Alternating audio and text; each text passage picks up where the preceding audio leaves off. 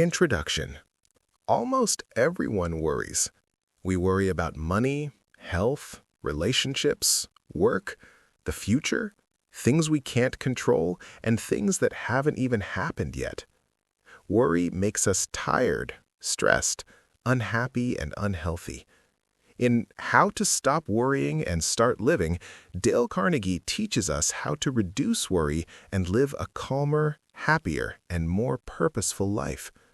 Carnegie's ideas are easy to understand, based on real examples and mostly practical things you can do right away.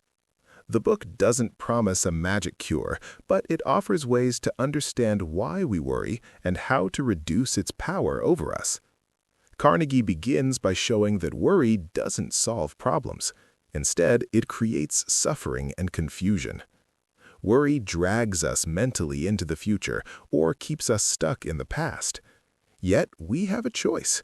We can learn to think differently, evaluate facts calmly, focus on the present, and act constructively. This summary breaks down the main ideas, explained with clear language and helpful examples that bring Carnegie's wisdom to life. Understanding worry and its harmful effects. Carnegie starts by explaining that worry is a habit. It's something many people allow to control their lives. Some people think worrying prepares them for the worst, but in truth, it steals peace and energy. Worry can disrupt sleep, weaken the immune system, harm relationships, reduce productivity, and make life less enjoyable. The author often quotes real stories to show how worry affects health and happiness. For example, people who constantly fear losing their jobs or money might become physically ill. Others spend time imagining terrible problems that never happen. We tend to overestimate dangers and underestimate our ability to cope. Carnegie emphasizes that worrying itself rarely solves anything. Instead, it drains strength we could use to actually address problems. He also clarifies that worry doesn't mean careful planning. Thinking ahead can be useful, but worry means repeating negative thoughts without finding solutions. Worry traps our minds in fear and anxiety without helping us act. Living in day-tight compartments. Carnegie borrowed this metaphor from ships, which use watertight compartments to prevent water from flooding the whole vessel. Likewise, we should live one day at a time. Instead of carrying yesterday's mistakes into today or fearing tomorrow's challenges, we should focus on what we can do right now. The past is gone, and the future is uncertain. The only moment we truly have is the present. When we focus on one day, one task, one challenge at a time, worry becomes smaller and more manageable. We pay attention to what we can control at this moment, not to what might happen later. This mindset stops worry because we aren't trying to solve everything at once. Analyzing and solving worry problems. Carnegie suggests a three-part method to deal with worry logically and calmly. The first part is examining the facts. When faced with worrying thoughts, we should ask ourselves, what is the real problem? What are the facts, not assumptions? Often we realize our fear isn't based on evidence. We might be imagining the worst, while the real situation is less threatening. The second part is accepting the inevitable. There are things we cannot change: past events, other people's decisions, accidents. If we can't change it, we shouldn't waste energy worrying. Acceptance doesn't mean resignation, it means acknowledging reality so we can focus on what we can change. The third part is taking action. Once we understand the facts and recognize what we can and cannot control, we can decide what to do. Instead of worrying about what might happen, we take steps to make things better. Carnegie tells stories of people who applied this method and found relief. One example is a manager who feared losing his job. Instead of lying awake at night worrying, he wrote down the facts. His performance reviews had been good. His company was stable. He accepted that losing his job was unlikely. Then he made a plan to strengthen his skills. Once he had a plan, fear faded. Stop stewing in your mind. Carnegie warns against stewing in your mind by replaying negative thoughts over and over. When worry keeps circling through your thoughts like a stuck record, it becomes stronger. The more you focus on negative outcomes, the more real they feel. To break this habit, Carnegie suggests redirecting your thoughts. Instead of replaying problems, focus on productive thinking. Think about possible solutions, imagine positive outcomes, or engage your mind in something creative or useful. Another powerful idea Carnegie shares is that worry grows when you isolate yourself with your thoughts. Talking to others, discussing problems, and sharing your concerns often makes them seem less frightening. When we keep worries bottled up, they grow larger in our minds. Carnegie also points out that sometimes worry isn't about big life problems at all. It's about fear of what others think of us. Many people fear criticism, rejection, or embarrassment. This fear drains confidence and increases anxiety. Carnegie encourages readers to stop trying to please everyone and focus on their own values and goals instead. Prevent fatigue and worry by caring for your body. Worry and physical health are connected.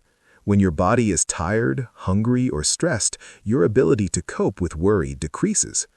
Carnegie explains that proper rest, exercise, and nutrition help reduce worry and improve mental strength. Sleep is especially important. Many people lie awake at night worrying, but lack of sleep only makes their minds more anxious. Carnegie recommends creating a calm evening routine and stopping worrying thoughts before bed.